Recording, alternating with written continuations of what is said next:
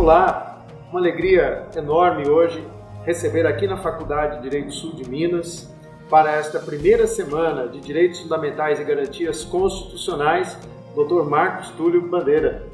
Professor Marcos Túlio, muito obrigado por ter vindo, atendido esse reclame para participar dessa semana tão importante para nós e num dia tão especial também, o Dia do Consumidor, né, que está sendo comemorado. Dr. Marcos Túlio, em suas pesquisas, o senhor tem identificado um sistema de direito constitucional voltado para as relações consumeristas, com direitos, com garantias, instrumentos processuais. Então, eu gostaria de saber do senhor, numa breve explanação, poderíamos dizer que estamos diante de um microsistema de proteção ao consumidor criado nesta Constituição? Bom, em primeiro lugar, boa tarde, é um prazer estar aqui mais uma vez, é a terceira vez que eu venho nessa faculdade, maravilhosa, muito prazer, de fato. Obrigado pelo convite, professor Hamilton, do Grupo Saperoaldi, e que faz essa pesquisa também muito dinâmica e que eleva o nome dessa faculdade. Então, para mim é uma honra estar aqui. Sim, nós podemos dizer que existe sim um microsistema. Em primeiro lugar, que a defesa do consumidor ela não está baseada, fundamentada exclusivamente na lei do consumidor, mas exatamente num sistema generalizado daquilo que melhor se adequa para defender o consumidor. Isso, o próprio artigo 7º da Lei 8.078 diz isso. Inclusive, se você tiver dispositivos mais interessantes, mais benéficos, que melhor defendam o consumidor, claro, sem perder a linha de que a defesa do consumidor não veio para privilegiar o consumidor, veio para equilibrar as forças, consumidor e fornecedor no mesmo patamar.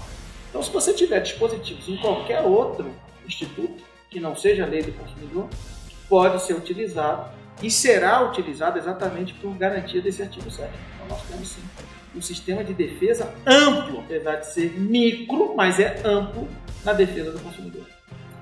Haveria necessidade desse sistema estar dentro da Carta Constitucional ou antes dela? Poderíamos dizer, lógico, que antes do Código de Defesa do Consumidor, logicamente, mas poderíamos dizer que antes da Constituição já havia essas ferramentas, esses direitos de tutela ao consumidor? Ou isso ainda era muito raquítico no direito nacional? Olha, não chegava nem a ser raquítico. Então era necessário que fosse criada uma lei excepcional, que o nosso direito de defesa do consumidor, ele é modelar. Outros países copiam o nosso direito de defesa do consumidor, é modelo para outros países fazerem.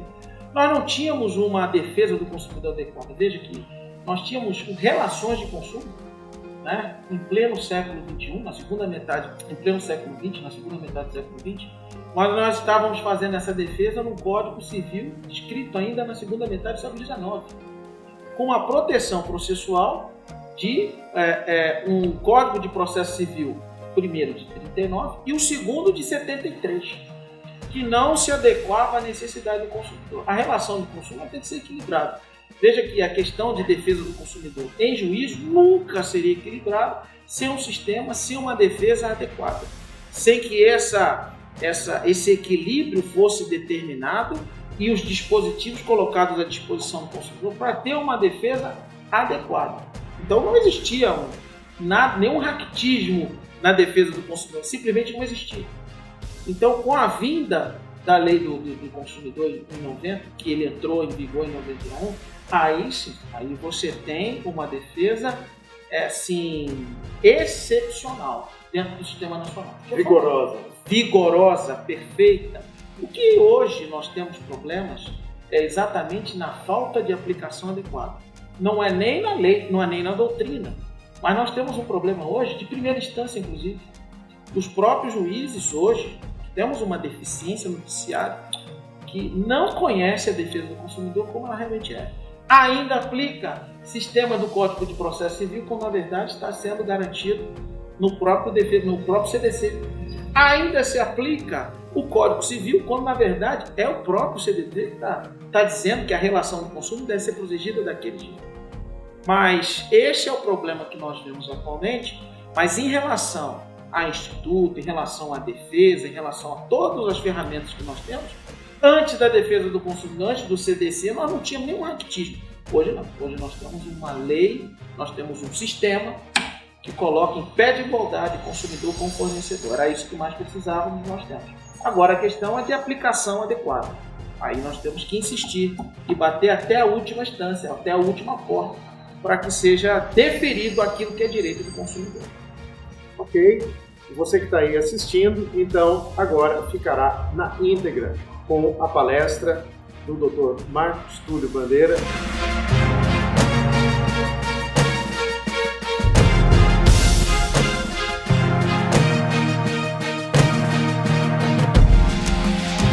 É prazeroso estar desse lado aqui, nesse plenário sensacional.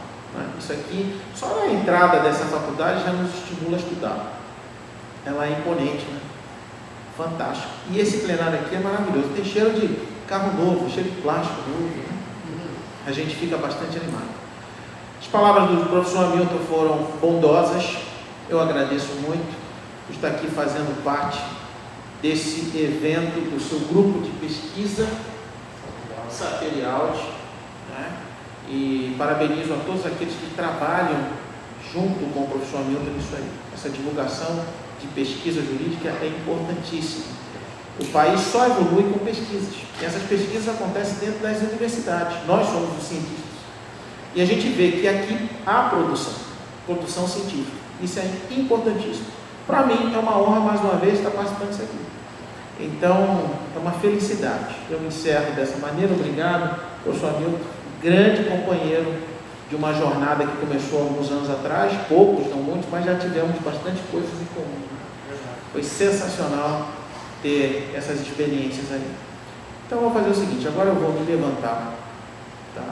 Primeiro eu vou fazer o seguinte, para ficar bom, eu vou tirar o paletó, eu gostaria de quebrar o protocolo, vou tirar o paletó para ficar à vontade, tá bom? E eu vou ficar junto dos senhores aí, para a gente conversar um pouquinho sobre essa questão, tá bom? Então o senhor me dá licença, eu vou tirar o paletó.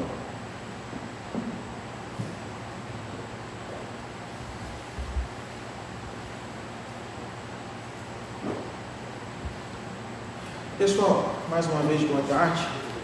Nós estamos aqui para falar de direito do consumidor, tá? Falando um pouquinho do que ele disse a respeito do trabalho na Ordem dos Advogados, vocês vão ter a oportunidade, logo, de estar filiada, né? Na verdade, dentro da Ordem dos Advogados, eu quero recomendar a vocês que participem dos eventos, das palestras, esteja junto dos advogados que estão lá. Infelizmente, agora com o procedimento eletrônico, aquele romantismo todo acabou, então a gente não se encontra mais no fórum, é tudo digital. Mas nos eventos da Ordem, as palestras da Ordem, nas comissões que a Ordem local deve ter, vocês participem, é muito importante, né? Nós somos preparados para as questões sociais e políticas também. A Ordem é a política, então procure fazer uma política boa, uma política salutar, política saudável, uma política realmente que eleva o nome da classe, e nós precisamos que a classe seja elevada. O nome da classe tem que ser elevado. Nós precisamos disso. Tá? Nós temos um curso de graduação excepcional, somos preparados em várias áreas. Nós não somos filósofos, mas temos filosofia. Nós não somos sociólogos, mas temos sociologia. Tá? Tudo isso nós temos dentro da graduação. Nós temos condições, não somos cientistas políticos, mas nós temos teoria geral do Estado. Tá? Tudo isso nós temos, nós somos capazes de escolher bem, de fazer uma política boa, com alto nível, e não essa política que está degradando o nosso país, né? Onde as pessoas se comem, no sentido de apagar o brilho do outro para o meu crescer. Não é nada disso. O que tem que crescer o seu brilho é através do seu talento, através da sua criatividade, através do seu esforço. Assim que o seu brilho vai crescer, não tentando apagar o do outro, tá? Então, eu agradeço as boas palavras, que ele foi muito bondoso em falar isso, e eu espero que os senhores tenham também. Logo que vocês entrarem para a Ordem dos Advogados, com a carteira da Ordem, passando no concurso, na prova da OAB, que é a prova mais importante que vocês vão fazer, porque fazendo essa prova você sai profissional. Então, você pode fazer qualquer outro concurso, mas ali você já tem uma profissão. Olha que legal, né? Mas começa agora, estudando agora, tá bom? Então, vamos falar um pouco de direito defesa do consumidor. Bom, você já deve ter ouvido isso em filosofia. Eu gostaria de dizer para o senhor o seguinte: tudo está em movimento, nada está parado, tudo se movimenta. Se eu pegar esse livro que aqui está, aqui em cima, e deixar ele exatamente aqui, vocês olhando para ele, vocês vão dizer o seguinte: olhando para esse livro aí, ele está parado, mas daqui 100 anos você vai ver que ele vai estar no mesmo lugar, mas totalmente deteriorado. Então você vai ver que ele se movimentou mesmo na inércia dele. As suas moléculas, né, seus átomos, tudo está em movimento. E até nós chegarmos ao dia de hoje, houve uma evolução da sociedade, né? Então, se nós pegarmos só de exemplo, né, uma evolução da sociedade de tribos até agora, nós vamos ver que nós crescemos muito. Passamos por um modo de produção, veja, esse é um tema, um tema marxista, mas eu não sou, mas é um tema que melhor explica essa evolução econômica, né? Nós tivemos o comunismo primitivo através das tribos, que evoluiu até chegar em ponto do aparecimento do escravagismo, né? E ali eles começaram a ter um novo modelo, um novo modo de produção, onde as tribos, elas lutavam, elas se degladiavam, mas eles não faziam escravos, eles comiam os órgãos mais importantes dos grandes guerreiros, porque eles acreditavam que aquilo ali entrava no seu espírito, na sua alma. Mas eles chegaram à conclusão e falaram: mas se eu fizer isso, amanhã eu tenho que começar a trabalhar também. Então por que a gente não luta com uma outra tribo e faz deles escravos? Porque eles vão trabalhar para nós, eles vão produzir para nós. Então, daquele primitivo comunismo que tudo era partilhado, tudo era compartilhado, passou a ter o escravo, passou a trabalhar para eles. Só que isso custava um certo valor, porque escravo não compra, escravo não faz nada demais, mas ele come. Então, você alimentar escravos é muito dispendioso. E assim foi com Roma, a que mais evoluiu e chegou a ser um império que dominou o mundo, aquele mundo que existia na antiguidade, né? Acontece que Roma chegou a um ponto de que ela entrou numa coisa que se chama inflação, que nós já conhecemos muito. E esse escravismo, ele se deteriorou. Então eles saíram estou fazendo assim, um resumão para nós chegarmos na defesa do consumidor, né?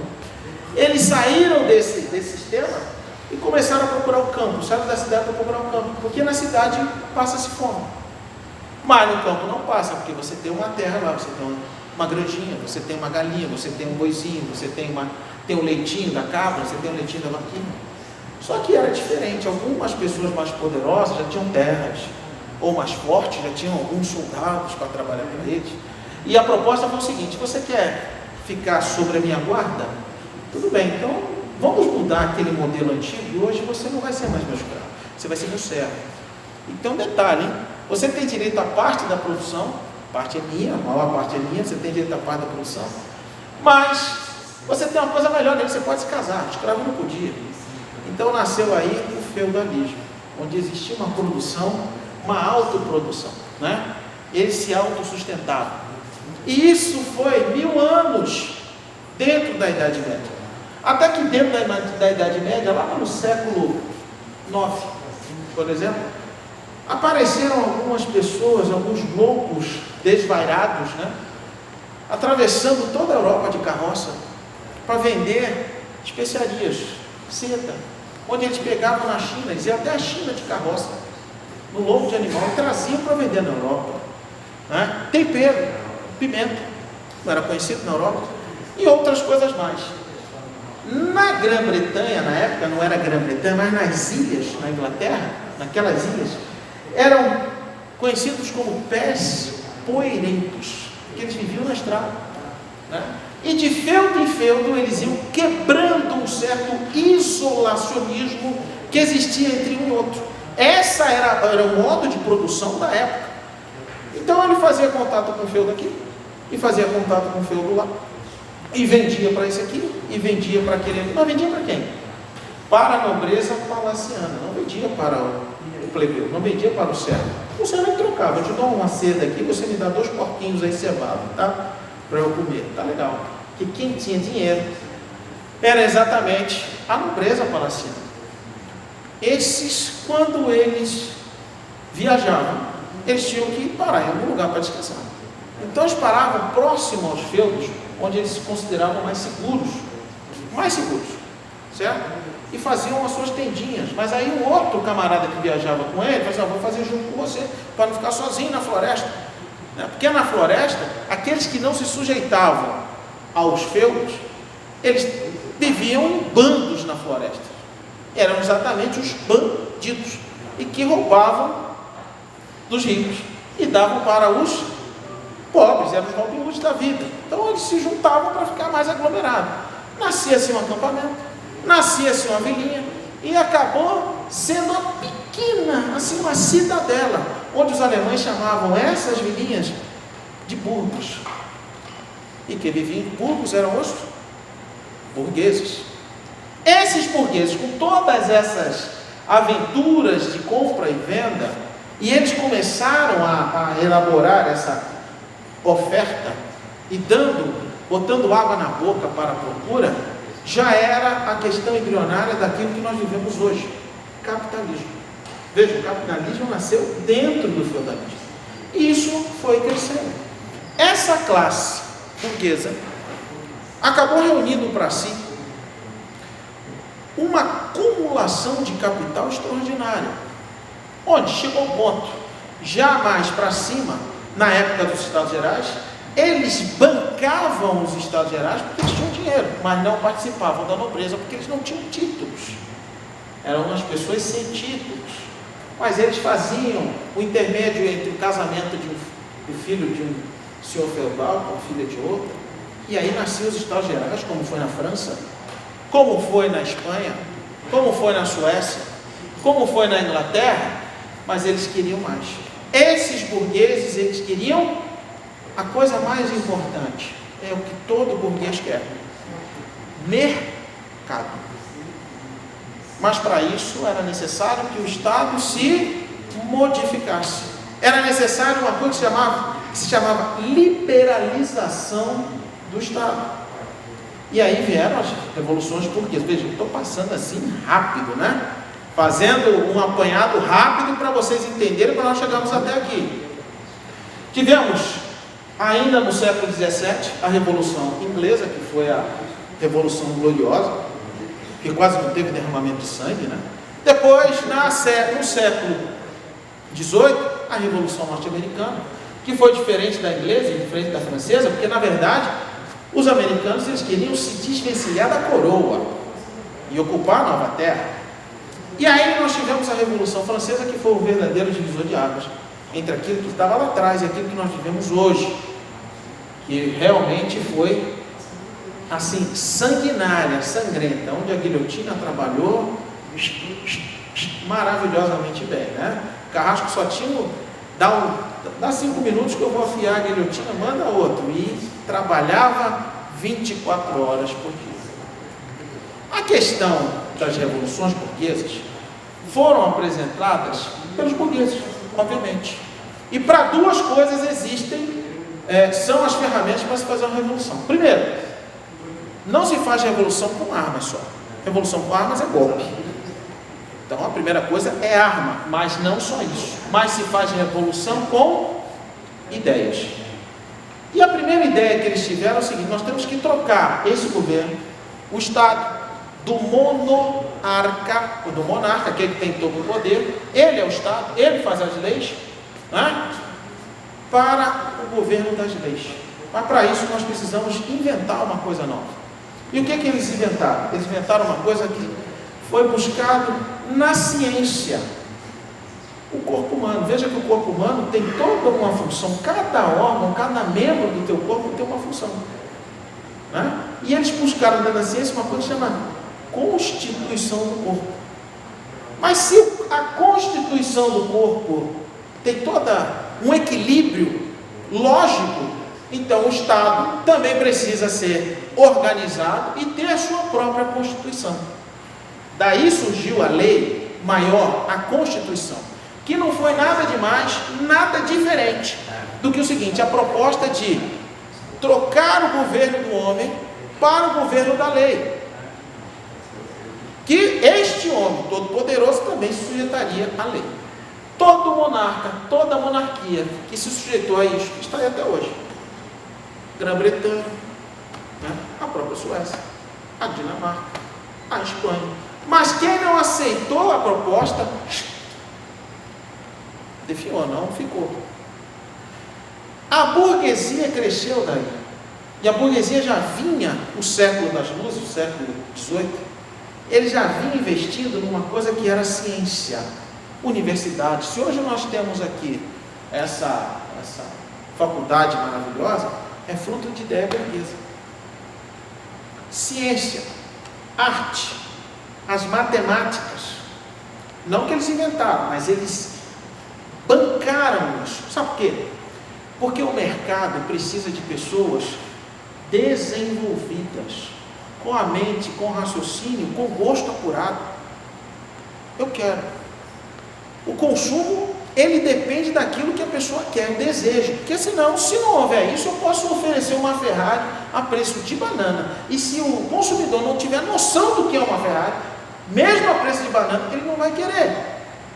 E para isso precisava o mínimo necessário para conhecimento e educar, entre aspas, a população para consumir. Então começou a ter esse tipo de intenção dos próprios burgueses devido à falta de mercado. As grandes navegações foram feitas pelo quê? Você acha que eles queriam somente dizer que a Terra era redonda e não era chata? Eles queriam mercado. Eles queriam encontrar novos mercados para fazer negócio. Então, aquele camarada que saía da Europa, ia de cavalo, até a China, ia de carroça até a China, até a Índia buscar especiarias, ele podia até morrer no caminho de tudo. Doença, ataque de algum bandido, guerra, podia encontrar no meio do caminho. Eles resolveram fazer as grandes navegações, que foi para chegar, faziam frete, fretavam um navio, que a companhia de um navio quem era o dono era um burguês, fazia esse frete, ia até lá, pegava toda a mercadoria e voltava para a Europa e começava a distribuir, para você é isso, para você é aquilo, você encomendou aquilo, e aí eles pagavam o frete, que saía muito mais barato. A produção começou a ser desenvolvida a partir daí. As pessoas começaram a se sentir livres. Não dá para você ter um mercado sem liberdade. Não dá para você ter um mercado sem educação. Hoje todo mundo quer um celular de última geração, né?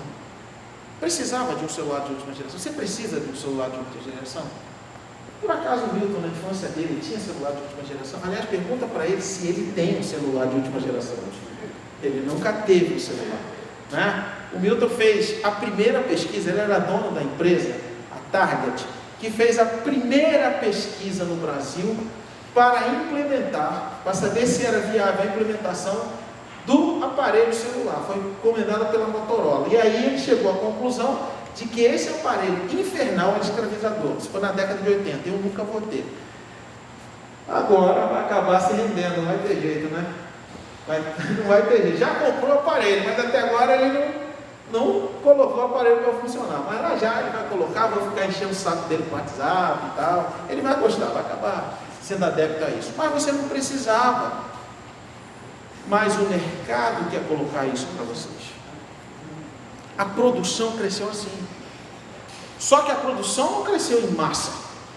É como se eu chegasse aqui para o Rodrigo e falasse: Rodrigo, eu vou fazer um sapato. Ele tinha dinheiro, fazia um sapato comigo, nas corporações.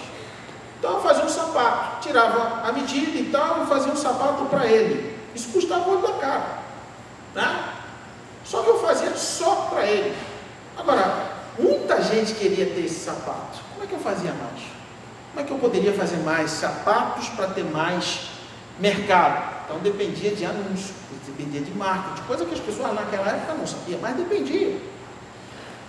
Com o aparecimento de novas fontes de energia, liga do aço, por exemplo, revolução industrial, por exemplo, começou a aparecer um outro tipo de produção. Não era mais uma produção artesanal, mas era uma produção de massa. Uma produção que se chama estandartizada. Por quê? Porque ele buscava um mercado maior ofertava de uma forma maior para atender uma demanda maior. Né? Então nós tivemos isso através da Revolução Industrial. Passamos por tudo isso, vamos chegar lá na década de 30, 20, 30. Henry Ford, o lema dele era o quê? Cada americano vai ser proprietário de um automóvel. Então, ele quase foi à falência para isso, por causa disso. Então ele construía um veículo, um molde, que custava o olho da cara, e depois ele fazia réplicas daquele molde exatamente igual. Por quê? Porque fazendo dessa forma, ele vendia esse carro para vários consumidores, inúmeros consumidores. E o preço desse molde era diluído em cada carro que era vendido. Saia muito mais barato. Além do custo e além daquilo que todo mundo procura quando abre um negócio. Chama-se lucro. Acontece que nós tivemos no século XX duas guerras. Tá? Então nós tivemos a Primeira Guerra Mundial, devastou a Europa. E quando a Europa estava se reerguendo, ou pelo menos já estava de pé, chegou a Segunda. E isso custou muito caro, mas muito caro mesmo. E com a Organização das Nações Unidas, eles chegaram à conclusão que o Estado liberal, ele tinha que ser outro tipo de Estado do que aquele que era, via de regra e sem exceção, não interventor. Não podia ser mais aquele não interventor, ele tinha que intervir. Intervir o quê? Ele tinha que passar a ser um Estado provedor. A Europa estava destruída. Então nós temos que promover a qualidade de vida. O piso vital mínimo para que toda pessoa possa viver com uma certa qualidade. Com o mínimo de qualidade, não estava falando nem de conforto. Então tinha que reconstruir o centro do mundo, a Europa. Num discurso, exatamente no dia 15 de março, na ONU, por causa disso e por causa de outras coisas, John Kennedy, não por outra razão, mas ele estava administrando o país mais potente do mundo, até hoje em relação a consumo. E ele fez um discurso que era necessário que fossem desenvolvidas leis e fosse emblematizada a data para a defesa do consumidor. 15 de março, então passou a ser 15 de março, o dia do consumidor mundial. E isso foi crescendo. Acontece que no Brasil nós não tínhamos nada parecido com isso. Ainda no início da década de 70, 71, 70, nós tivemos o primeiro embrião de PROCON em São Paulo, onde o consumidor ainda fazia algumas reclamações. Por quê? Porque todo produto que saía, fosse artesanal ou fosse estandartizado, ou seja, oferecido de forma maciça, não tinha garantia de que você ia utilizar com segurança, com qualidade ou com eficiência. E se tivesse algum problema, algum vício, o que eles diriam para você? Vai procurar os teus direitos. E aonde você vai procurar os teus direitos? Veja que os direitos do consumidor, eles eram baseados num Código Civil que foi escrito na segunda metade do século XIX. E nós já estávamos na segunda metade do século XX. Código Civil que entrou, Código Civil de 1916. O Código de Processo Civil de 39, depois veio de 73, mas que não tinha nenhuma defesa específica do consumidor. Não existia nem um raquitismo de defesa do consumidor. As relações de consumo, elas existiam plenamente, oferta, procura, consumo, mas não existia segurança para o consumidor. Até que nós tivemos, na década de 80, a formação da Assembleia Nacional Constituinte para a formação de uma nova Constituição. Então, essa Assembleia Constituinte, que foi eleita somente para fazer a Constituição, e toda vez que você tem uma Constituição, você tem um novo Estado, você tem a formação de um Estado novo. Esta, exatamente por causa dos anos de chumbo que nós passamos, a ditadura, teve um rol muito caprichado, bastante cuidadoso, a existência dele, que foram os direitos e garantias fundamentais do homem, cidadão aqui, nosso, que são eleitos e colocados no rol de cláusula pétrea, ou seja, não é possível que seja mexido para suprimir. É possível que seja mexido para acrescentar.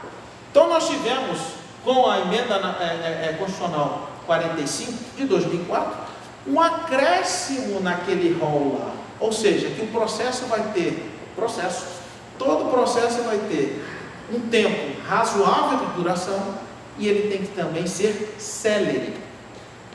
Veja que foi um acréscimo. Agora nós temos outro, que está havendo audiências públicas, estudo, para colocar isso na prática, que a lei colocará assegurado a vida desde a concepção. Isso aí dá uma discussão tremenda, mas é um exemplo de que o rol, as cláusulas pétreas não podem ser suprimidas, mas elas podem ser acrescentadas. Dentre elas, no artigo 5º, inciso 32 do Código da Constituição Federal, está lá que a lei assegurará a defesa do consumidor. Quando a Constituição Federal ela foi promulgada, e que Ulisses Guimarães, na época, levantou, dizendo o seguinte: eis aqui a Constituição Cidadã, era exatamente porque esse rol era perfeito, ou pelo menos era a necessidade que nós tínhamos, não só naquela época, como agora. E lá, nos atos das disposições transitórias constitucionais, está dizendo que no período de 120 dias, se eu não me engano é 120 dias, não é isso? 48, 120 dias será realizado, será confeccionado, será editado o Código de Defesa do Consumidor. E aí que a gente chega, vejam que nós saímos lá do primitivo até agora, fizemos uma evolução dos modos de produção até chegar numa coisa chamada capitalismo.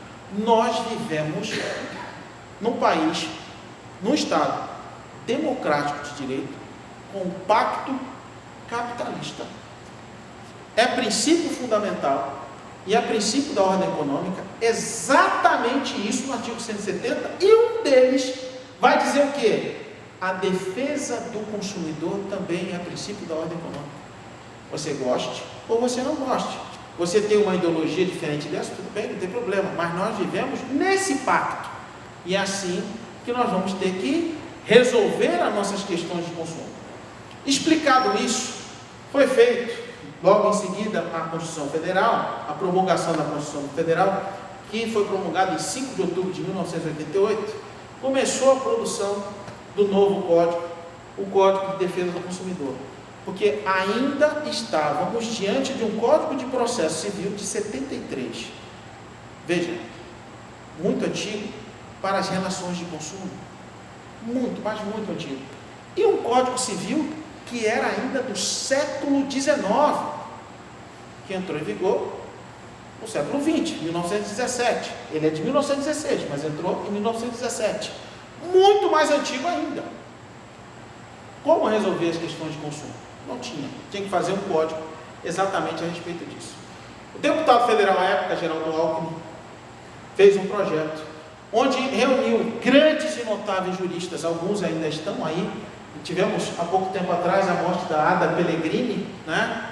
Fantástica doutrinadora, faleceu esses dias, mas tivemos José Brito Filomeno, José Geraldo Brito Filomeno, o Antônio Herman Benjamin Vasconcelos. Sabe quem é esse? É aquele ministro que votou no Tribunal, né, Superior Eleitoral sobre a cassação da chapa Temer-Dilma. Ele que foi o relator. Ele é simplesmente excepcional. Tivemos Caju Watanabe, Zelmo Danari, Nelson Neri e alguns outros. E eles... Oi? Rusto, não, Rusto. Então nós tivemos esses juristas fazendo esse tipo de colocação, esse anteprojeto, para se tornar a lei do consumidor. Então chegamos nesse ponto. Ela foi promulgada, a lei, em 11 de setembro de 1990 e entrou em vigor em 11 de março de 1991. Tá? O que a lei do consumidor veio fazer? Em primeiro lugar, a lei do consumidor não veio privilegiar o consumidor, ele não veio fazer isso. A lei do consumidor veio colocar em patamar de igualdade a relação de consumo, fornecedor e consumidor. Porque toda vez que você tem um produto ou um serviço que não é adequado para aquilo que você precisa, o que você faria? Você tem que ir à justiça, ao judiciário. Mas se você não tiver mecanismos, dispositivos que te garantam uma defesa adequada, você não vai conseguir realizar essa defesa e a justiça não vai ser alcançada. Então, toda vez que nós temos relação de consumo, nós temos obrigação de aplicar a defesa do consumidor. Como é que nós vamos saber isso? É só você saber lá no artigo 2º, quem é consumidor. Quem é consumidor? Então, existe uma situação especial para a aplicação de uma lei especial. Por que essa lei especial? O próprio Código, no seu artigo 4º, ele diz o quê? Que a lei presume que o consumidor, ele é vulnerável. Porque ele é. Em primeiro lugar, Rodrigo, você escolheu esse tênis. Você ajudou a confeccionar esse tênis, a produzir esse tênis. Você escolheu a cor.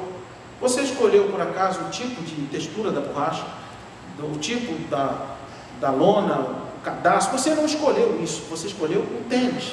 Você não faz parte do planejamento. Você só adere ao produto ou ao serviço. E toda vez que você não tem condição de fazer parte do planejamento e só aderir ao produto ou ao serviço, você é a parte vulnerável.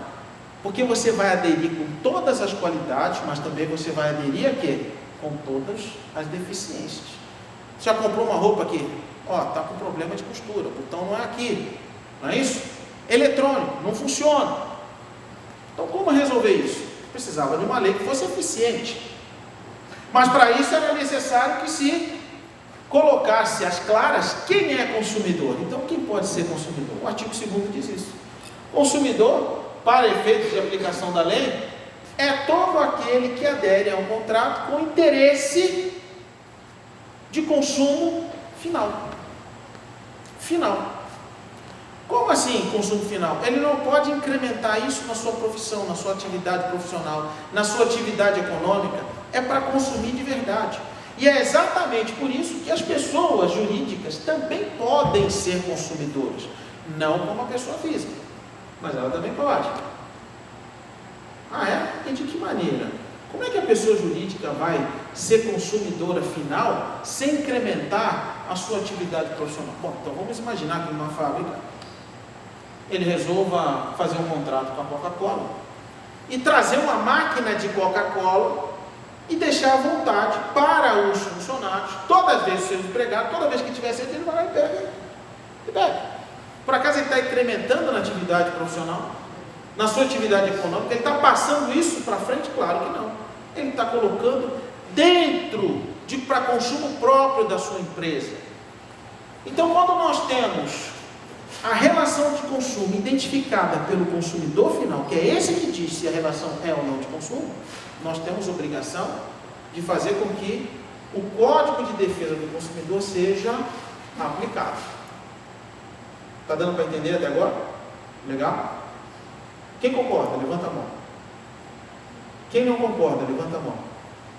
Quem não acha nada? Pode levantar a mão.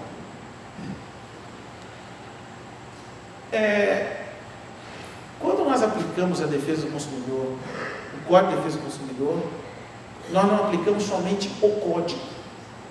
Porque existe um microsistema, existe um sistema de defesa do consumidor que vai além do CDC. O próprio artigo 7º vai dizer isso, que isso é aplicado à defesa do consumidor através do código, sem prejuízo dos tratados internacionais, sem prejuízo de qualquer outra legislação ou institutos que possam beneficiar melhor ainda o consumidor do que o próprio código. Veja. Então você pode, por exemplo, se por acaso, vou dar um exemplo bem grosseiro, mas que se tivesse, isso que ia valer. Se por acaso tivesse no Código Penal um dispositivo que defendesse melhor o consumidor, seria esse que seria aplicado. E é uma questão de ordem pública, inclusive. Tudo para a defesa e para a equiparação, consumidor-fornecedor. E quem é fornecedor? Esse é mais fácil de encontrar, né? Basta se você vir na outra ponta o consumidor final, aquele que adere ao serviço ou aquele que adere ao produto, ele consome o serviço ou produto de forma final, sem incrementar na sua atividade financeira, na sua atividade comercial, na sua atividade econômica, no sentido de passar adiante. Então você vai ter esse fornecedor. Grande celeuma nós tivemos, se as instituições financeiras eram parte desse polo de fornecedores. Não são? Claro que são. Eles promovem, eles vendem, eles colocam à disposição serviços no mercado. Não só serviço, como também produto. O próprio dinheiro é produto deles. Agora veja, o produto que o Ricardo comprou aqui, que eu estou falando, o Rodrigo comprou, foi um tênis. Quando você adquire um produto do banco, é dinheiro. Então, ele te entrega dinheiro, ele cobra uma taxa para você usar esse dinheiro, e quando você paga, você devolve esse dinheiro com o pagamento da taxa que você utilizou. Veja como as instituições financeiras ganham em relação a isso. Como é que esse tipo de fornecedor não vai fazer parte do polo passivo numa demanda jurídica e não vai responder debaixo da defesa do consumidor? Se for parar no STF, ainda por ocasião do Nelson Jobim, como ministro, presidente do STF, depois ele saiu, entrou a Ellen Grace, a votação foi maciça a favor, então não existe mais a celeuma, embora as instituições financeiras digam que não. Todas as defesas dele é em cima do Código Civil. Eles nunca vão assumir que é em cima do Código de Defesa do Consumidor. O próprio Código, seguindo aí, ele vai dar direitos básicos na relação de consumo a favor do consumidor. Como, por exemplo, direito à indenização material e moral, caso haja. E um dos mais importantes que eu vejo é o seguinte: é direito à inversão do ônus da prova, isso já em juízo, nos casos em que forem apresentadas alegações verossimilhantes, ou então houver a sua hipossuficiência em relação àquela causa e em relação ao fornecedor. Eu vou explicar esse negócio aí. O processo diz o seguinte: isso tanto no civil quanto no crime, embora o princípio que regule o civil, o processo civil, seja um pouco diferente do processo penal, mas quem vai a juízo, quem alega, tem que provar. Então entenda que o direito é uma ciência, tá? O mundo da ciência, ele é enorme. O direito é só um pontinho, só um subsistema, né? Um sistema pequeno no mundo da ciência. A ciência, você quer ver uma coisa? Alguém acredita em Deus aqui? Então levanta a mão quem acredita em Deus. Ótimo. Agora eu gostaria que um dos senhores argumentasse e me convencesse de que Deus existe. Fala para mim. Você levantou a mão. Qual é o seu nome? Tá, então me prova que Deus existe. Fala aí. Não, mas você não me provou. Você citou um artigo, você citou um versículo de Hebreus.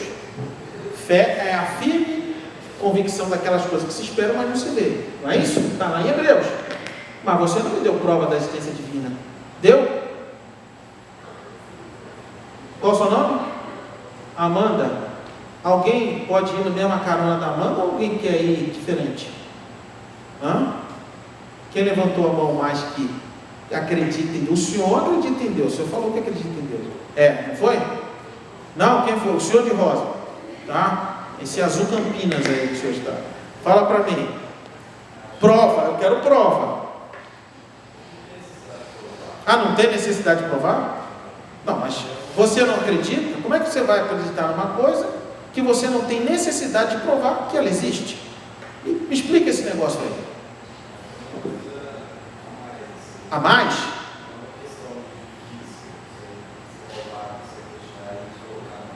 Não? E como é que Deus existe em cima do teu argumento? Vamos passar para outro. Quem mais acredita em Deus? O senhor, de barba aqui. Não falou que acredita em Deus? Então me dê mais um argumento. Vamos lá. Fé. Ótimo. Então, prova a sua fé. Tá. Ah.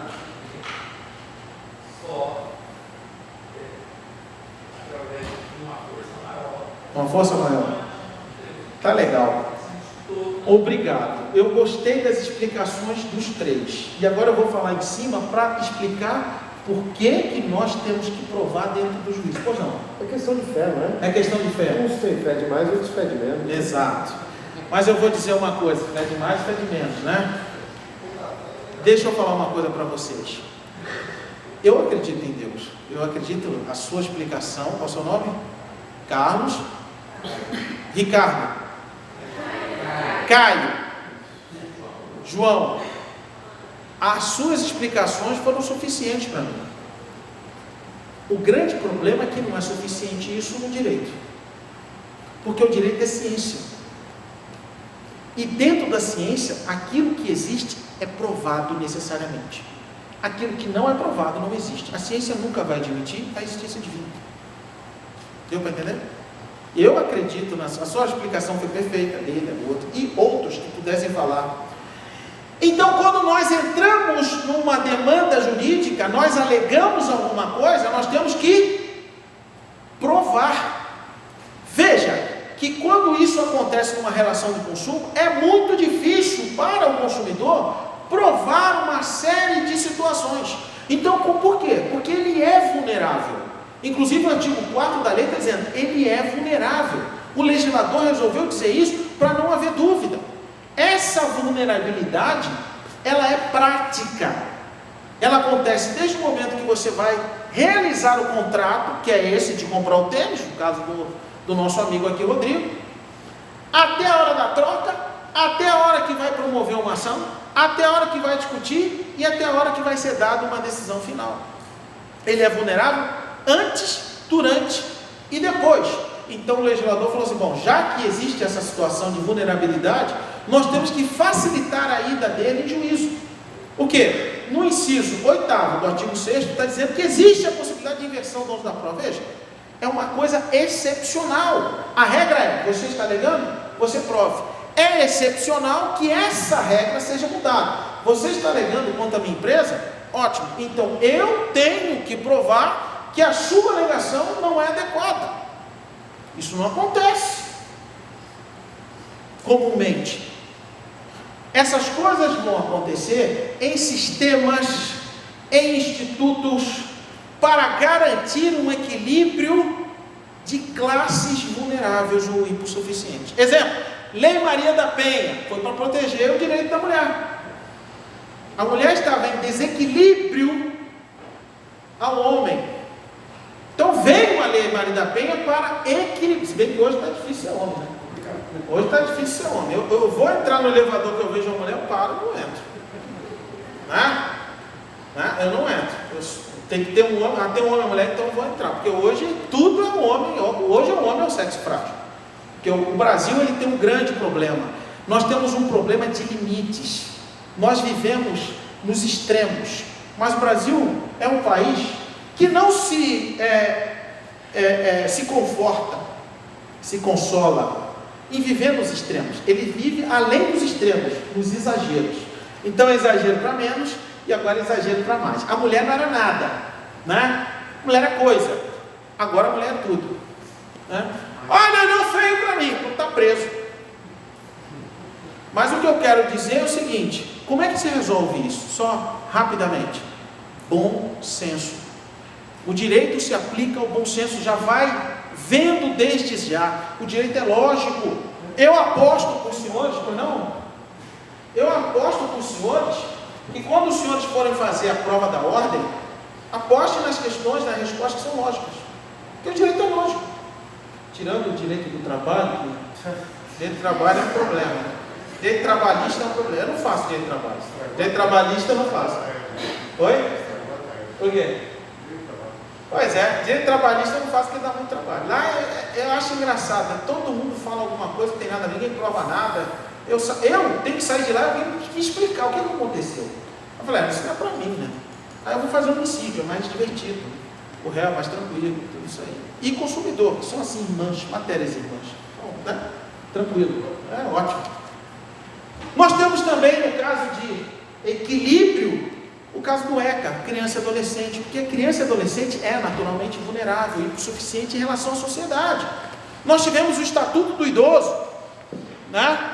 Que também tem que colocar em equilíbrio as partes. O idoso precisa deficiente físico. Então, toda vez que nós temos uma camada da sociedade vulnerável, nós temos que ter dispositivo do Estado para que isso seja igualado. Isso é o princípio da igualdade. Todos são iguais perante a lei.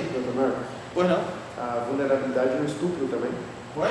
Vulnerabilidade no estupro, né? Sim, também tem isso, né? A proteção. Proteção, né? Aquele que o camarada fala, a relação sexual consentida, mas é abaixo de 14 anos, não é fácil. Então, há uma vulnerabilidade aqui, ó. Estuprada, exatamente. Então, tudo isso tem que ser levado em consideração. No caso do consumidor, que nós estamos falando da inversão do ônus da prova, é porque existe, primeiro, uma verossimilhança nas alegações. Ele não precisa de prova cabal. Existe uma diferença de prova cabal e uma prova verossímil. Veja que a inversão do ônus da prova, ela vai acontecer numa fase do processo que é anterior à sentença, se bem que tem alguns que dizem que é na sentença. Uma das minhas pós-graduações que eu fiz de direito do consumidor, eu cheguei à conclusão que o mais razoável era onde? No despacho saneador. Porque as partes têm que saber exatamente o que elas vão produzir de prova logo em seguida, para depois, logo em seguida, o juiz dar uma sentença. Alguns dizem, não, a inversão do ônus da prova é com a apresentação da inicial. Não, é no despacho saneador. Não, é na sentença. Como é que tu vai inverter o ônus da prova na sentença? Como é que eu vou saber que o ônus dessa prova era minha? Era meu? Depois da fase de produção. Mas tem quem defenda direito, para fazer o quê? Essa verossimilhança são sinais de verdade das alegações. Por quê? Porque quem tem todo o sistema na mão, todo o planejamento na mão, quem é? É o fornecedor. E aí eu vou voltar ao tênis do ao tênis do Rodrigo. Ele não escolheu nada disso, ele só aderiu. Assim como você não escolheu o planejamento da sua roupa, você não fez nada disso, você escolheu a camisa, ela já pronta. Ah, eu não quero essa camisa, então você não adere. O consumidor só adere ao contrato. Ele não planeja, por isso que ele é vulnerável. E por isso que você ele tem que ser colocado em pé de igualdade junto com o fornecedor. E aí nasceu um outro tipo de instituto. Exatamente por isso, vamos voltar ao cargo do Henry Ford, né? Ele fez centenas de carros, milhares de carros. Quer dizer que para cada carro ele tem que fazer um contrato diferente? Para cada carro ele tem que fazer um contrato? Não são todos o mesmo carro. Vamos dizer que todos os carros fossem Fusca. O Henry Ford fabricasse Fusca. Não são todos os Fuscas? Então são todos iguais? Então todos os contratos têm que ser o quê? Iguais. Porque dentro do direito, o acessório segue o quê? Qual é o seu nome? Denis. O acessório segue o principal. O principal nesse caso é o produto e o acessório é o contrato. E o contrato aí é de adesão. Foi aí que nasceu o contrato de adesão. Presta uma caneta aqui. Você já imaginou? Oi? É pergunta de moto para o Denis sabe tudo de moto, né? Então, imagina que eu pego essa caneta aqui, para cada caneta que eu faço um contrato diferente. Qual é o seu nome? Edmilson, vamos discutir as cláusulas sobre essa caneta. Tá certo isso? Vamos vender a caneta. Então são os contratos de adesão. Por acaso, quando você chega ao banco, cartão de crédito, plano de saúde, você discute cláusula com esses caras aí? Ou você adere a tudo, ou você não adere a nada. Como é que numa situação dessa você não vai ter não vou dizer privilégios, mas garantias para que seja discutido de forma justa em juízo. Tem que ter. As cláusulas contratuais, as questões de abusos nas cláusulas contratuais, cláusulas abusivas, hoje quase não existe mais, né? Aquelas letrinhas miúdas no contrato, né? Que vai com lupa. Agora o contrato mudou. Ele já faz o contrato agora com 25 páginas, para você não ler. Né? Então eles sempre vão fazer alguma coisa para prejudicar o consumidor. E a hipossuficiência? Seria uma hipossuficiência financeira? Não, Denis, não é hipossuficiência financeira. Em juízo, não. Sabe por quê? A hipossuficiência financeira se resolve com uma coisa que se chama gratuidade processual. Você prova que não tem condições de pagar as custas do processo. E você não vai pagar as custas. E se você não tiver condições de pagar um advogado, você pode ter, no estado de São Paulo é assim, aqui deve ter a Defensoria Pública. No estado de São Paulo tem a Defensoria Pública e mais o convênio com a Ordem dos Advogados, onde se faz assistência judiciária. A hipossuficiência é técnica. Porque o técnico da história é o fornecedor. Exemplo, quem foi que fabricou o tênis do Rodrigo? Quem planejou? Estava na prancheta, estava no computador. Não foi ele.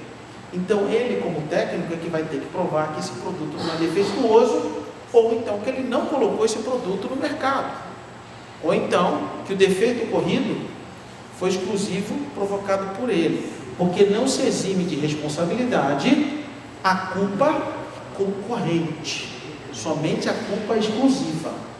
Então veja que tudo isso foi colocado dentro do Código de Defesa do Consumidor para que você tenha uma defesa segura. Foi pensado isso aí. Mas quem é que é o consumidor? É aquele que adere. Vamos pegar o Denis. O Denis entra na loja, na Harley Davidson, compra aquela Custom, a Fat Boy ou a V-Road. Qual das duas? Oi? Da Honda. Tá, então vamos lá que ele é da Honda. Então ele pega a Honda lá 1000 cilindradas, né? Aí ele compra lá o macacão, né? De quem? Do Mark Marques, né? Capacete do Mark Marques, boné do Mark Marques, 0 bala. E ele sai desembestado lá da Honda e vai dar aquele voo rasteiro muito louco. Ele é o contratante. Mas numa dessa, existe um problema na máquina, em que causa um vício, é o vício que existe. Vamos dizer que a roda saia. E a roda saiu e pegou o Ricardo, o Rodrigo, né? Andando na rua e a roda pegou nele e o Rodrigo faleceu. Quem é contratante aí? Quem é o contratante? É o Denis. Então ele é o consumidor, não é o consumidor? E o Rodrigo? O Rodrigo não é? Eu vou dar outro exemplo. Aquele caso daquele acidente trágico do avião da TAM, quem contratou a TAM? Era quem estava dentro do avião. E aquele avião que caiu matou todo mundo lá embaixo? Eles eram consumidores? Eram ou não eram? Eram ou não eram? Quem acha que é? Levanta a mão. Não, levanta a mão, como é que precisa levanta a mão? Mostra o sovaco, faz assim, ó. Isso. Quem acha que aqueles que estavam lá embaixo eram consumidores? Levanta a mão. Quem acha que aqueles que lá estavam não eram consumidores? Levanta a mão. Olha só. Ó. E quem não acha nada? Isso, não acha nada. Veja, e de fato, eles não seriam nada se não houvesse uma cláusula dentro do Código de Defesa do Consumidor que estendesse isso aí. São consumidores por equiparação. Esses aí são as vítimas de produtos e de vícios produtos ou de serviços, e que eles não contratam diretamente, mas o fornecedor responde como se ele fosse consumidor. Aquele voo que saiu do Brasil para a França e caiu no Atlântico, aquilo é relação de consumo. Eles são consumidores. Você tem que aplicar tudo a favor do consumidor. Tudo. porque são consumidores por equiparação. Isso está no artigo 17 e está no artigo 29 da Lei do Consumidor. Inclusive, o artigo 29 é sobre as relações financeiras, as relações econômicas que tem. Né? Quer ver uma coisa? Alguém lembra aqui? Deixa eu ver aqui, quantos anos você tem? 24, não sei se você vai lembrar. A senhora de preto aqui. Isso, a senhora. Quantos você tem? 17, pega ela. Qual é o seu nome? Oi? Maria? Tá, Maria. Então, eu vou pegar o nosso amigo do direito aqui, FDSM. Oi? Ele vai lembrar. Veja bem se você não vai lembrar. Quer pagar quanto? Lembra disso? Lembra? Você lembra disso? Quer pagar quanto? Era aquele camarada que fazia a propaganda da Casa Bahia e que ele falava, quer pagar quanto? E nessa que ele valia, quer pagar quanto? Lá no Mato Grosso, onde aquele camarada ali foi estudar e trabalhar lá, e era defensor público, o cara entrou na loja da Casa Bahia e falou assim, eu quero pagar assim, R$1. Na TV de LED, sabe aquela TV de LED grande, que era a TV que todo mundo queria, né? Aquela TV que era o sonho de consumo de todo mundo, não sei quantos programas, eu quero pagar R$1. Não, mas não vai para quero pagar R$1. Se for parar em juízo, o Tribunal de Justiça de lá diz o seguinte, vai pagar R$1, porque a proposta, ele obriga o proponente. E ele disse que quer pagar R$1, ele vai levar a TV de LED por R$1. Na hora, meu amigo, saiu o comercial do ar. E todas as cláusulas, todas as brigas que foram colocadas em juízo, foi a da relação de consumo, porque ele é consumidor. Veja como a questão isso aí o direito civil também resolve, está em obrigações, mas veja como isso é sério. Quer pagar quanto? Depois ele voltou um pouco, mas não era culpa do ator, era culpa de quem fez, quem promoveu, quem produziu, quem pensou no comercial. E ele ficava assim, lembra disso? Quer pagar quanto? Era assim, camarada que até, né, as crianças ficavam olhando assim, o nenenzinho ficava olhando assim, nossa, virava até, porque ele falava tanto, né? Mas isso acontece. Então o Código de Defesa do Consumidor vai dar essas garantias na relação de consumo. Nós temos todo um capítulo que vai falar sobre cláusulas abusivas. Então toda a interpretação do contrato de adesão, como por exemplo, o contrato de adesão que o nosso amigo Rodrigo fez na sapataria onde ele comprou o seu belo tênis. Falou, mas que contrato de adesão? Ele simplesmente foi lá e comprou o tênis. Mas eu não assinei nada, mas tem um contrato. Deixa eu falar uma coisa para vocês.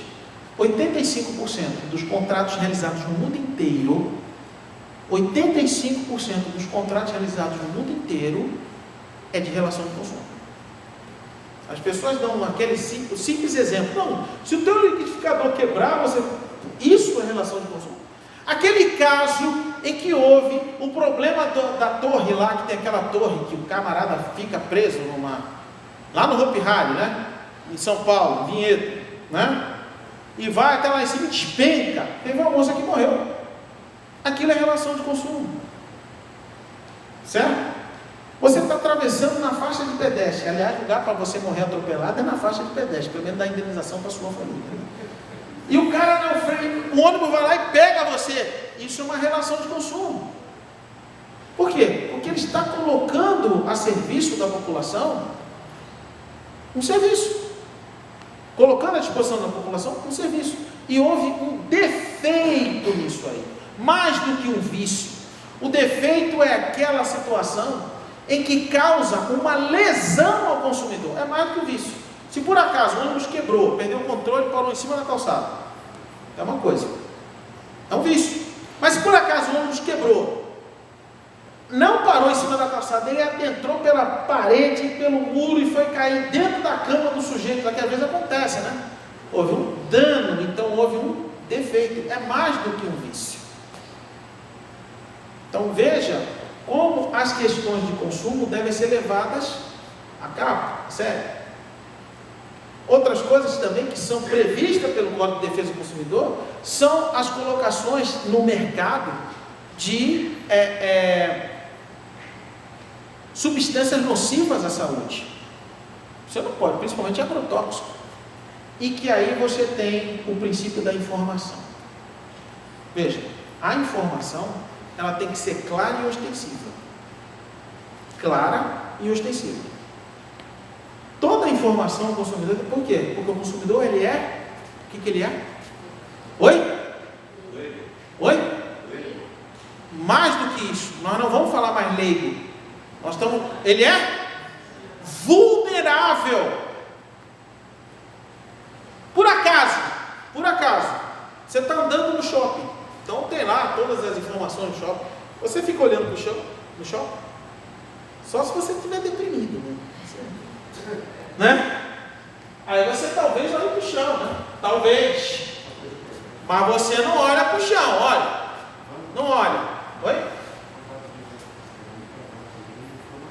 Tudo, sim, o contrato de van e formatura, o contrato de prestação de serviço de formatura, é tudo relação de consumo. Mas vamos pegar essa situação, eu vou dar um outro aqui que é bastante interessante, veja só, serve para você, para mim e para eles também. Então você está andando no shopping, tá? Você tem a obrigação de olhar para o chão? E se tiver alguém limpando o chão? O que tem lá na plaquinha? Está ali, piso molhado. Né? Piso molhado. Agora, você imagina, olha não, Denis? Seu o quê? Costuma cair, né? Tá certo, aí sim. Né? Agora imagina que se isso acontecer, você cai mesmo assim. Por acaso o nosso amigo shopping não responde?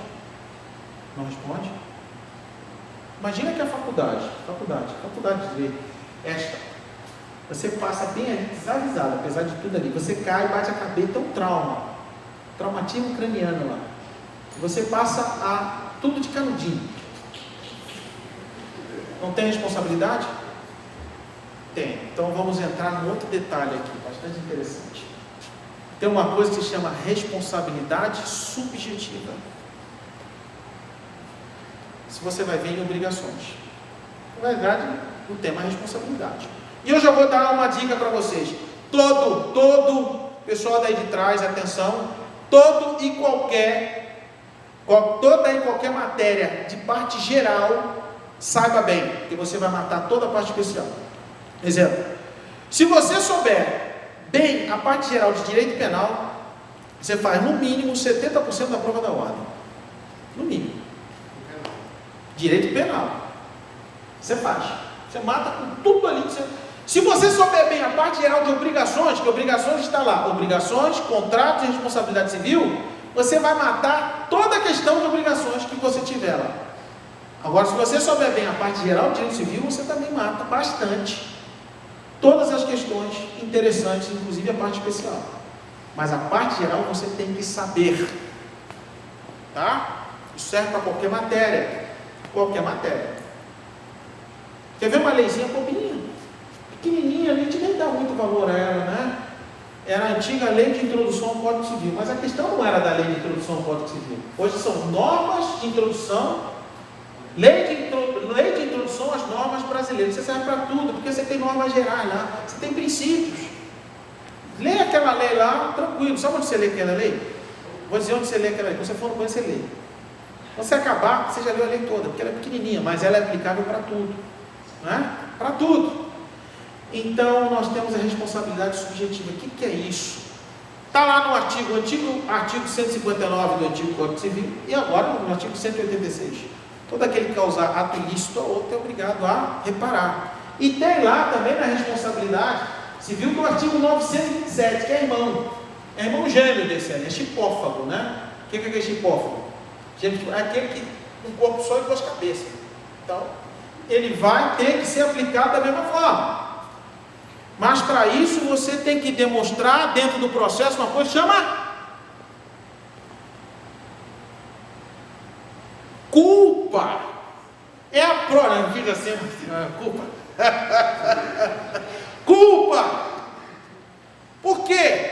Porque, via de regra, o nosso direito não admite uma responsabilidade sem a demonstração de uma culpa. E aí vamos voltar para aquilo que eu já falei, que tem que ser através de um processo. O direito material não fala isso, porque não é matéria dele, tanto no crime, tanto na questão penal, quanto na questão civil. A questão de prova é questão de processo. Via de regra, você tem que demonstrar a culpa. Então, se é via de regra, nós temos exceções. Uma delas, o próprio Código de Defesa do Consumidor. Em seu artigo 12, na prestação de serviço, e seu artigo venda de produtos, e seu artigo 14, na prestação de serviço. O fornecedor responde, independente de quê? De culpa, porque a responsabilidade não é subjetiva, você não tem que provar. Não é o nosso amigo aqui que está com esse tênis bonito, tem um parecido, não é o que está com esse tênis bacana aqui que tem que provar que o tênis é defeituoso. Basta uma mera alegação, uma verossimilhante alegação de que realmente teve um defeito e o lojista, e que paga a conta disso aí. Ele vai ter que fazer a substituição, o abatimento do preço, a troca. Ele vai ter que fazer isso aí, né? Porque a responsabilidade é objetiva, independentemente de culpa. Basta ver o dano e o nexo de causalidade entre eles. Exemplo, o avião da TAM caiu. Exemplo, a roda da V-Road do tênis, que num voo rasteiro muito louco, ele com macacão e capacete do Mark Max, a roda saiu e pegou o Rodrigo, matou o Rodrigo. A responsabilidade é objetiva. Então, essa responsabilidade, além que são diferentes, inversão de ônus da prova é uma coisa, responsabilidade objetiva é outra. Além da inversão do ônus da prova, também é aplicado o quê? A responsabilidade objetiva. É o fornecedor que vai ter que se explicar. E bem, que a sua só vai se eximir dessa responsabilidade se ele provar o quê? Houve culpa exclusiva do fornecedor, do consumidor. Exclusiva. Se por acaso o fornecedor, por exemplo, o caso daquela moça que estava naquela torre, qual é o nome da senhora aí? A senhora? Qual é o seu nome? Maiara. Então tá bom, Maiara. Se por acaso, Maiara, aquela moça que estava naquela torre, não colocou direito o cinto de segurança, a proteção, ela agiu mesmo havendo uma informação por parte do monitor lá, que estava lá, né? Olha, baixa a segurança aí direitinho. Mesmo havendo isso, ela não pôs direito. Vamos dizer que houve uma culpa, houve uma culpa dela. Por acaso, culpa dela é boa, culpa dela é boa. Houve sua culpa. Não houve culpa do fornecedor? Claro que houve. Então ele não se exime de responsabilidade. Ele concorre. E a responsabilidade é objetiva. O que vai acontecer numa dessa, Maiara? A indenização que seria de 100. Houve culpa concorrente. Em que grau foi? A única coisa que pode acontecer é o judiciário diminuir um pouco a indenização. Concorda? Diminuir um pouco. Mas dizer que ele não responde não é verdade. Certo?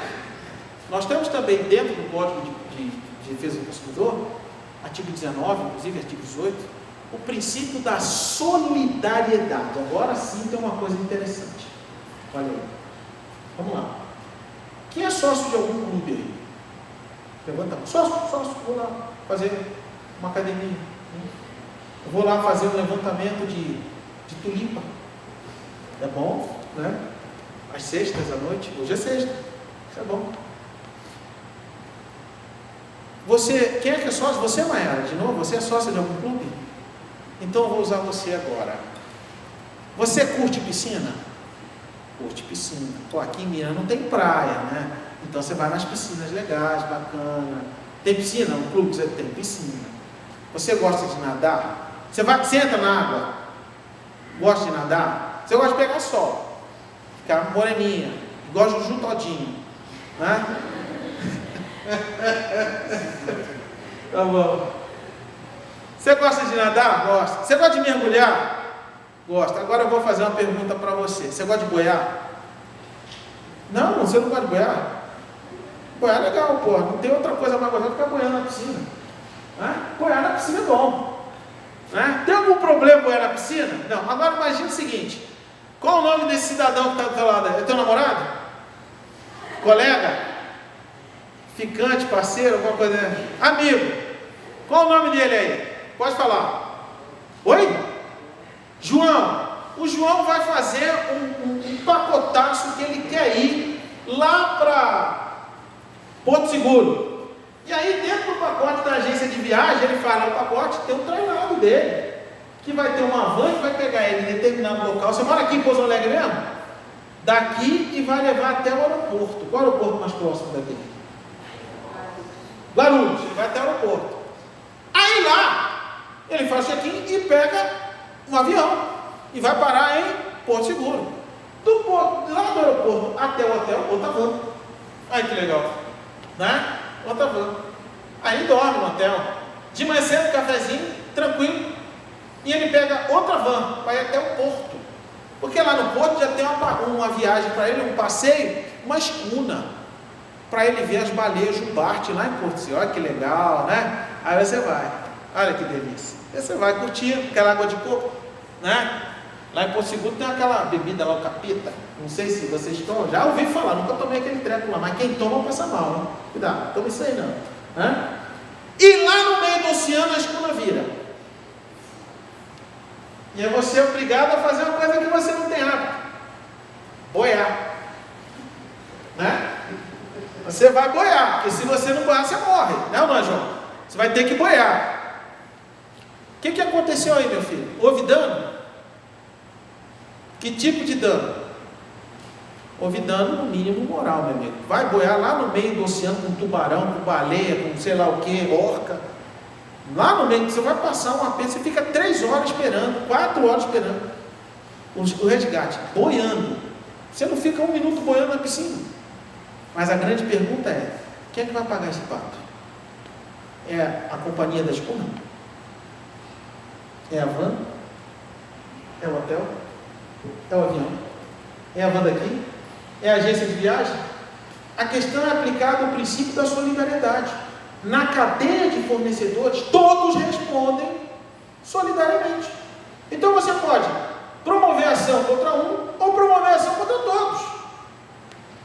É claro, né, João? Você vai promover ação com quem tem dinheiro, contra quem tem dinheiro que você quer receber, né? E se você, por exemplo, perdeu o seu Wi-Fi, não, perdeu o seu iPod, esse da Apple aí, pronto, da maçã, iPhone, é uma fortuna, então é material também. Veja que o princípio da solidariedade tem que ser aplicado para a preservação e defesa do consumidor, porque a relação tem que ser equilibrada. Mas tem mais uma coisa interessante. Quando você está fazendo... Pode acabar? Mas eu não posso deixar de falar disso, isso é importante.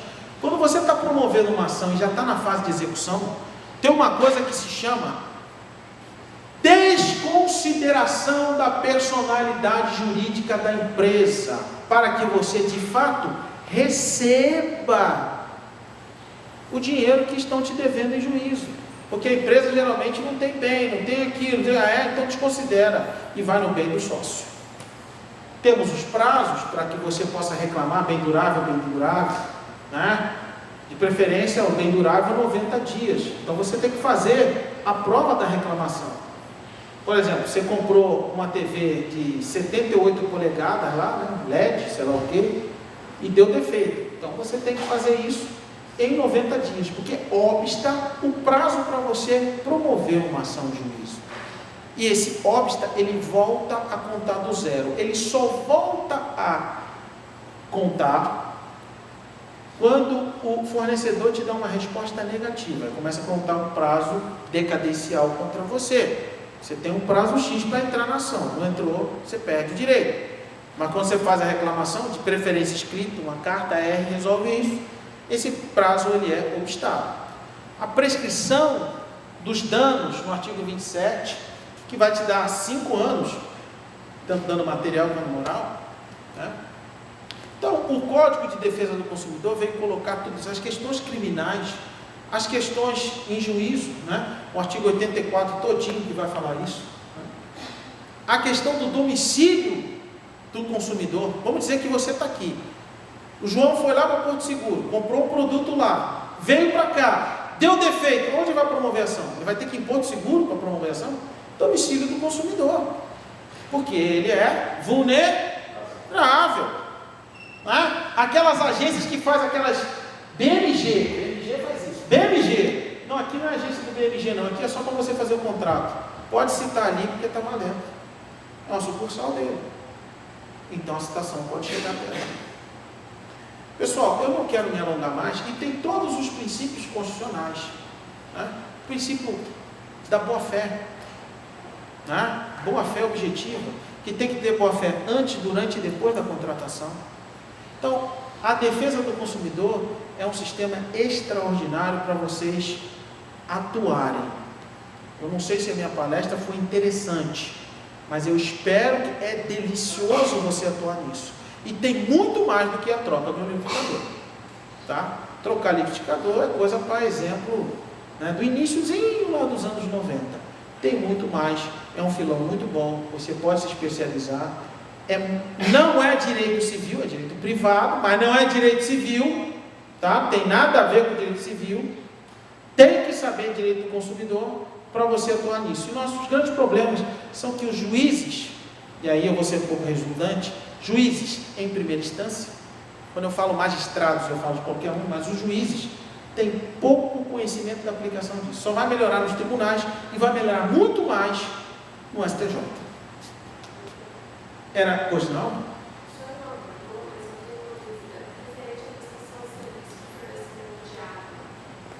Por favor.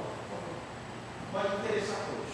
Lá no departamento público que eu trabalhava, nós recebíamos muita reclamação referente à prestação de serviços de água, referente a cortes, a má qualidade da água na residência, e quando abre o registro e fica rodando lá, rodando, e aí... Só ar. Isso, só o ar. E daí? Uma pergunta. Eu gostaria de saber, primeiro, referente ao corte de fornecimento de água, se é válido, e se referente a água chegar de má qualidade em casa, se isso fere alguma coisa do Código do Consumidor, e se o cidadão ele pode entrar com um processo contra a companhia referente a esse ar que fica rodando o registro. Você não tem mais nenhuma 72 perguntas para fazer, não? Mais nenhuma 72 perguntas. Bom, qual foi a primeira? Você falou, eu esqueci, mas eu respondo todas. Tá, o corte ele é devido, é considerado, é uma polêmica isso aí.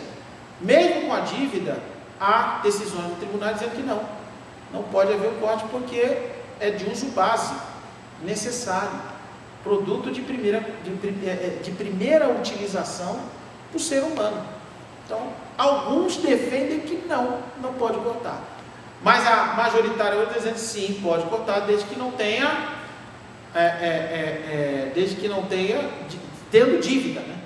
Agora, se o camarada teve com a água cortada e ele promove uma ação e ele faz algumas alegações, né, que são verossimilhantes, o juiz manda religar e ainda coloca multa diária à empresa se por acaso ela fizer isso.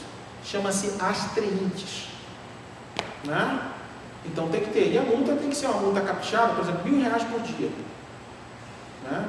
Que é para forçar o camarada a pagar, tá certo? A outra coisa, sim, pode promover uma ação, porque a qualidade da água chegou horrorosa, vai que todo mundo fica doente. Meu time perdeu esses dias aí, na Libertadores, o Vasco, porque teve 8 jogadores com intoxicação. A ver se não foi a água, tem que anular o jogo, né? A ver se não foi a água, não pode, né? Qual foi a outra pergunta? Ah, sim, o que acontece? Existe aí também, interessante, o parágrafo único do artigo 42, que é um capítulo que vai falar só sobre cobrança ao consumidor. Então, toda vez que o consumidor for cobrado a mais, e ele tem que pagar, isso ele tem que pagar, ele pode cobrar em juízo a devolução desse valor em dobro com juros e correção monetária. Pode constar o que pode, essa parte é boa. barro, né? Mas ele tem que ter pago.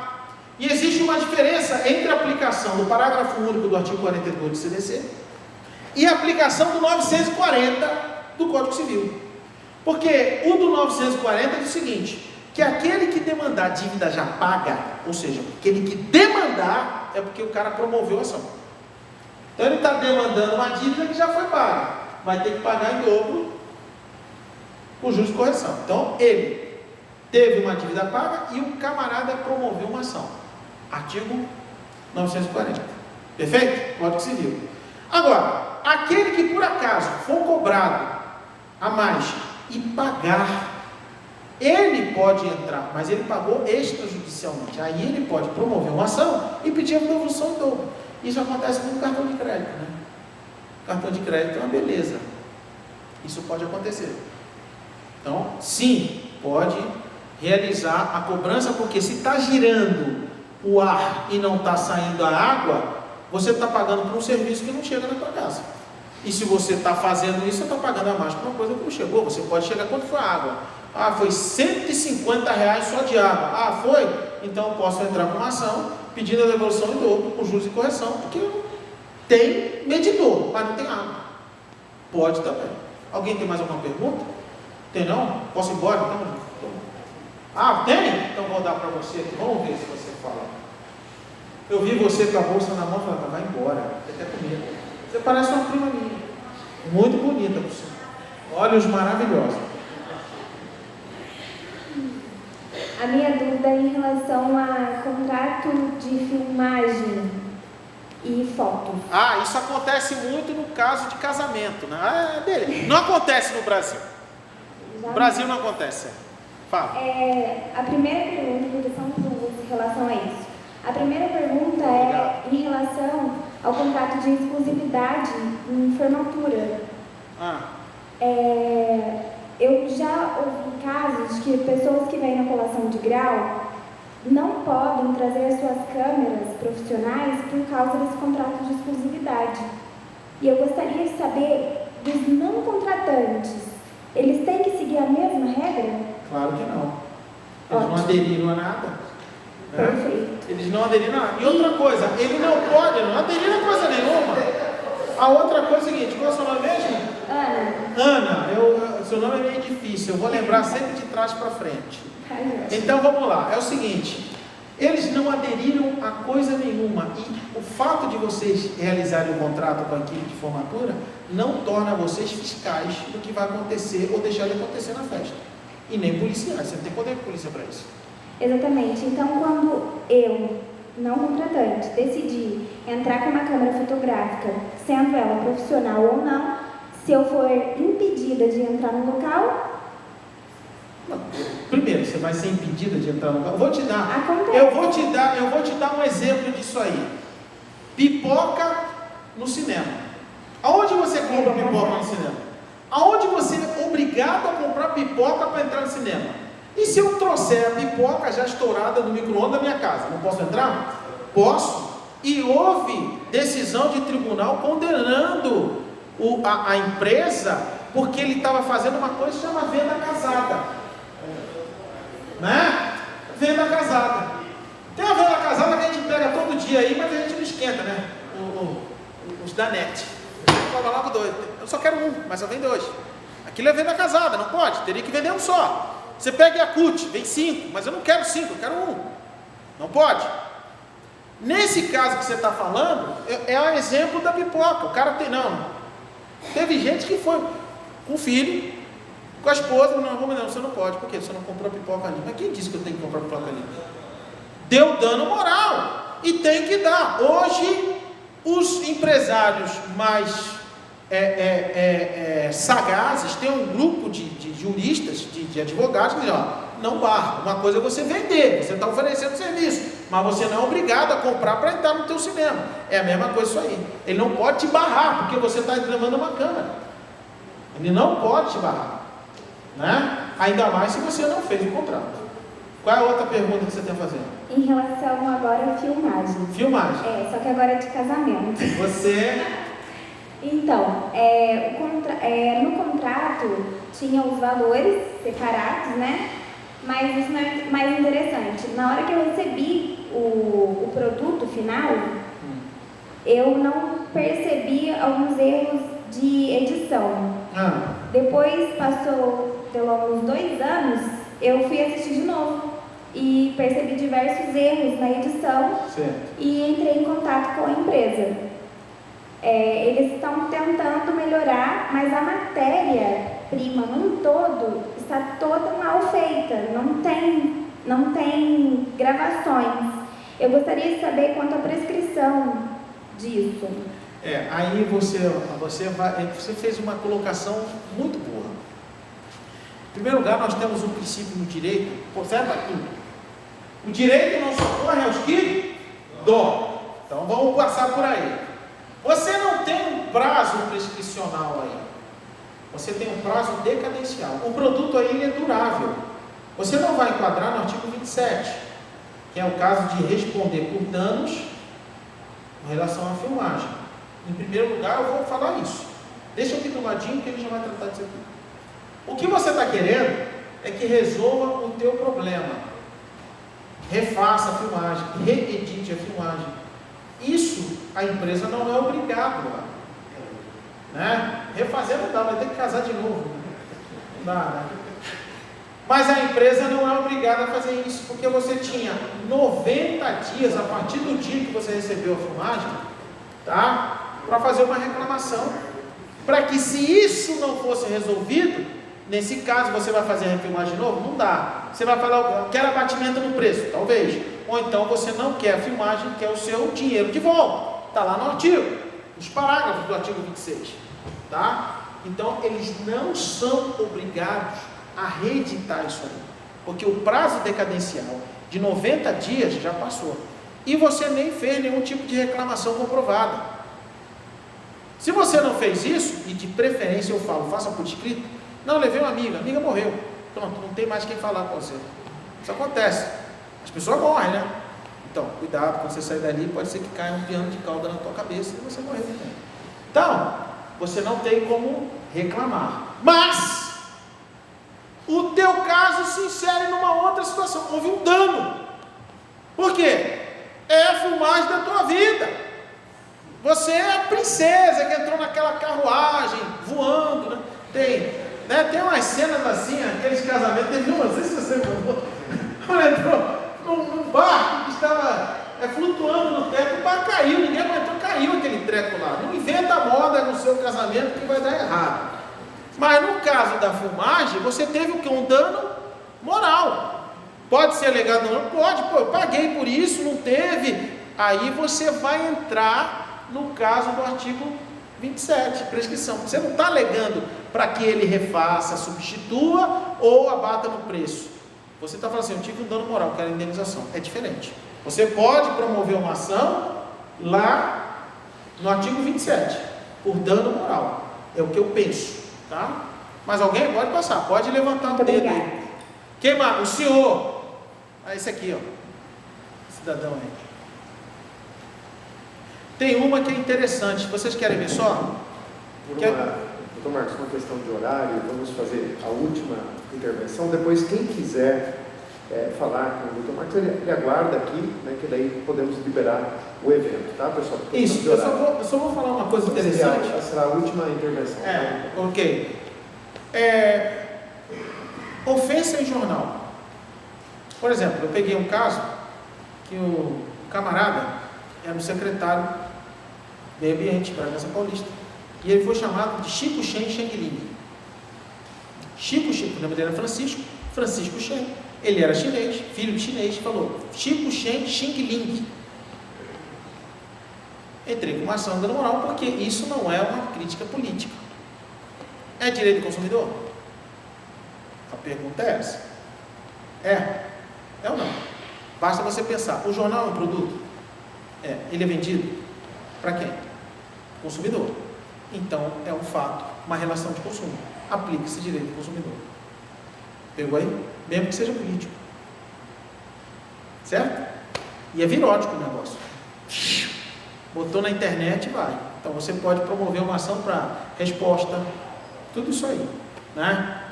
E reedição, Você vai editar uma resposta pedindo desculpa, você vai colocar para todos o mesmo número de exemplares, botar para toda a cidade, tudo isso aí você pode fazer. É defesa do consumidor. Seu nome é? Conrado. Pode usar o microfone, Conrado. Em relação à taxa de condomínio, se eu pago a taxa de condomínio, o condomínio não entrega o serviço, enquadra no direito do consumidor? Claro, prestação de serviço. Você não está pagando? Né? Olha, o que você está pleiteando lá? Piscina de saltos ornamentais, lá no prédio, lá, né? Porque o condomínio prometeu. Academia de último tipo, né? Com todos os personal trainers, sem gordura nenhuma. Eles têm que dar. Não é verdade? Eles têm que dar para você. Pode, porque é direito do consumidor. Você tem que promover a ação baseado na defesa do consumidor. Condomínio é serviço. E se é serviço, é relação de consumo. Gente, eu vou passar a palavra aqui. Eu agradeço muito. Eu espero que vocês tenham gostado. Eu poderia ficar aqui até amanhã falando, mas ele é chato, ele não pode. Ele quis me cercear o direito. É meu amigo, então eu só falo que ele é chato. Mas eu agradeço muito a quem ficou. Que pena que os outros foram embora. A coisa ficou tão melhor depois, né? Um beijo para vocês. Eu espero voltar em outras ocasiões. Mas o mais importante, eu espero que tenha motivado vocês a olhar o direito do consumidor, tá? Com mais carinho. Veja, poucos são os especialistas que conhecem bem o direito do consumidor, tá? E se você entrar nesse ramo, e estudar bem, você vai gostar demais, porque são as coisas mais criativas, mais diferentes, mais interessantes possíveis que você vê no mundo inteiro. Tá legal? Maiara, João, um abraço. Denis, né? O Rosa aqui, Caio. Qual o nome dele ali? Caio.